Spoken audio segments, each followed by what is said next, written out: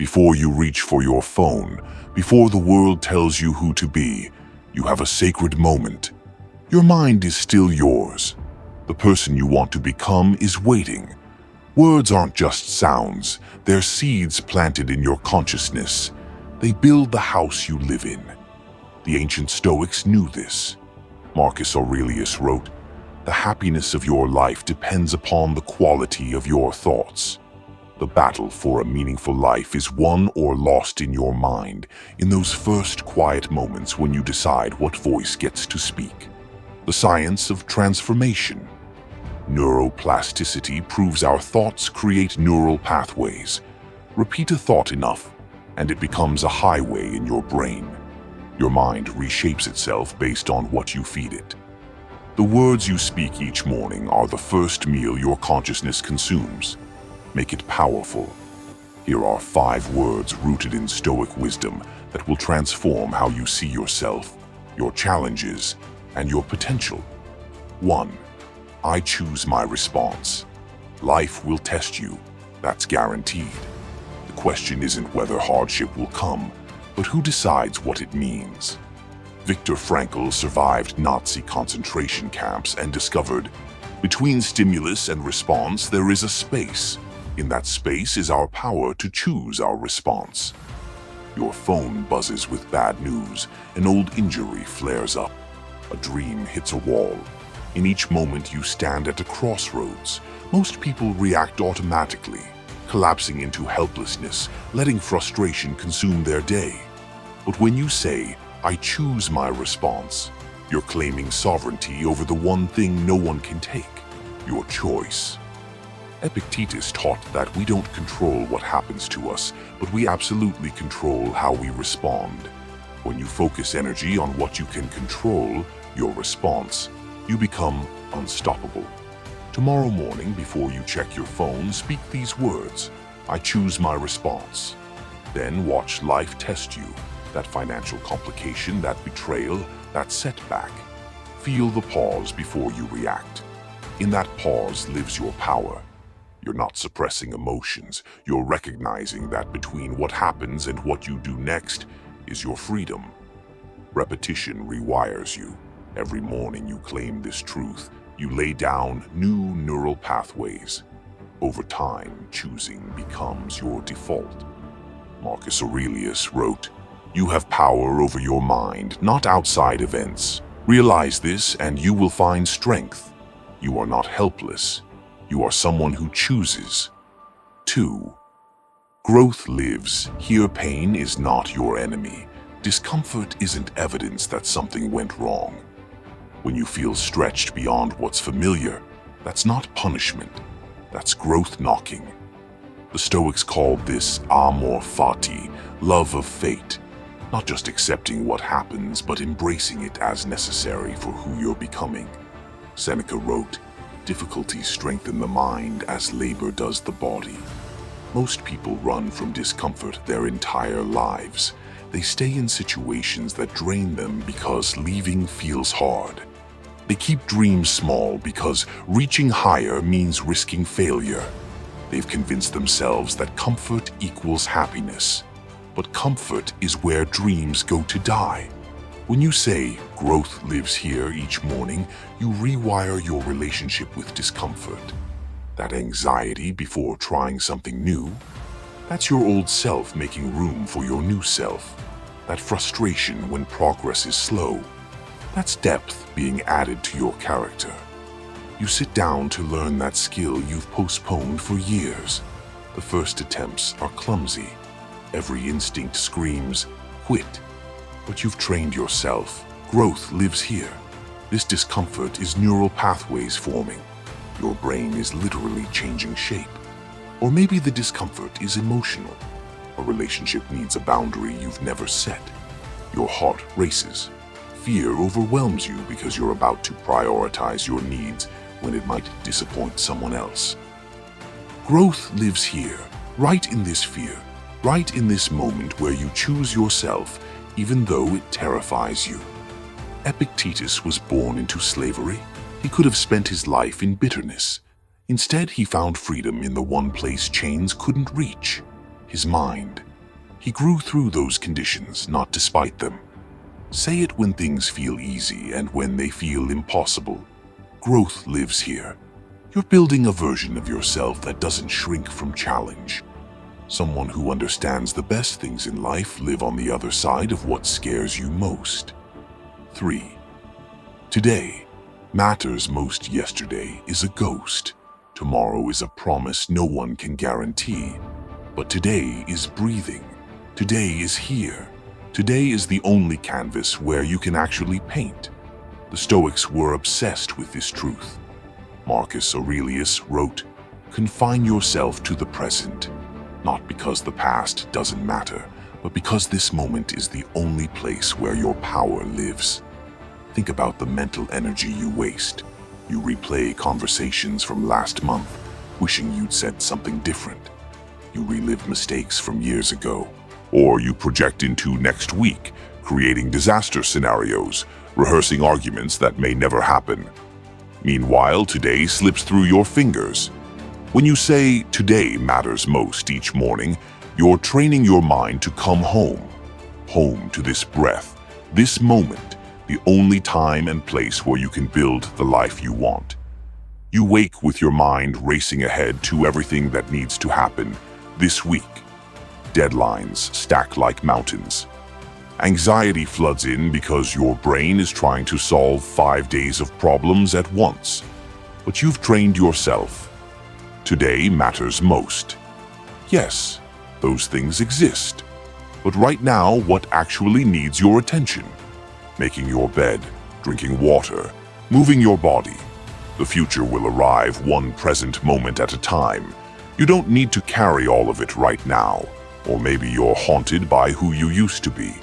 You carry shame about past mistakes. That weight colors every new experience. Today matters most becomes your permission to release what you cannot change. The person you were did the best they could. The person you are now has learned. Today is where you apply those lessons. Today is where redemption lives. Seneca spent years in exile. Instead of drowning in bitterness, he wrote, "Begin at once to live, and count each separate day as a separate life. Each morning is a rebirth. Each day is complete in itself. When you stop mortgaging present happiness for future achievements, you become more effective.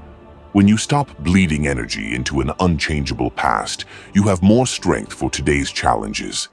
This day, this unrepeatable collection of hours, is your real life.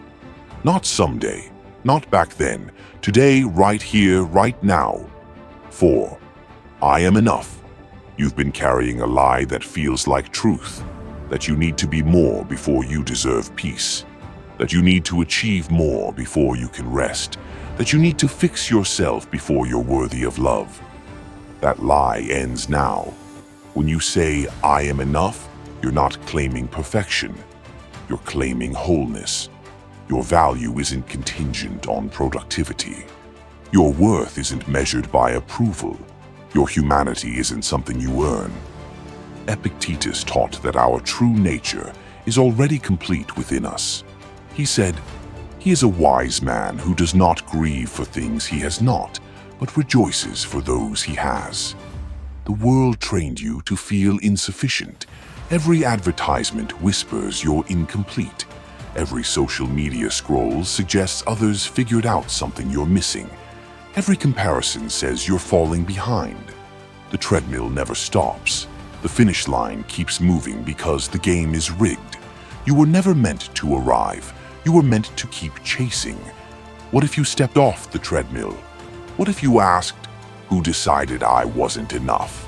When did I agree to let external achievements determine my internal worth?" You never consciously agreed. It was programmed so gradually you accepted it as reality. When you say, "I am enough" each morning, you're deprogramming. You're remembering a truth that existed before the world taught you to doubt it. You came into this world enough. No baby questions their worthiness. That fundamental sense of belonging is still inside you, buried under years of conditioning, but still there, still true, still waiting. Here's what changes. You stop performing for approval. You stop twisting yourself into shapes that please others while betraying yourself.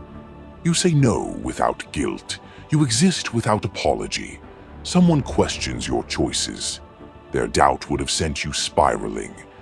But you've rewired. I am enough. Their opinion doesn't define your reality.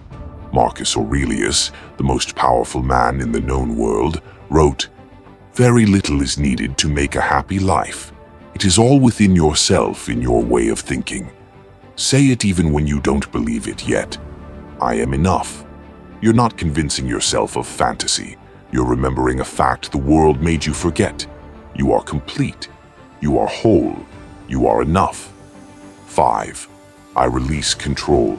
Your hands are tired from gripping so tightly. Your mind is exhausted from trying to orchestrate outcomes you were never meant to control. When you say, "I release control," you're not surrendering to chaos. You're surrendering to reality. You're acknowledging what the Stoics built their philosophy around. There's what you control, and there's everything else. And everything else is almost everything. Epictetus taught, "Make the best use of what is in your power, and take the rest as it happens." Think about what you've tried to control.